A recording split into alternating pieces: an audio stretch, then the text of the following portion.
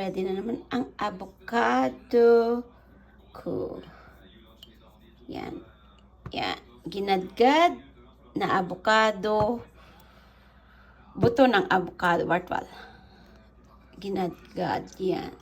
Buto ng avocado. And then, my special partner. Yan. Ngayon, tumatanda na, hindi pwedeng mawawala yan, guys.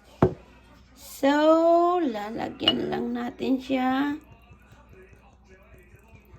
Yan. Pwede na yan. Kasi, hindi ko alam kung makakauwi ako sa summer.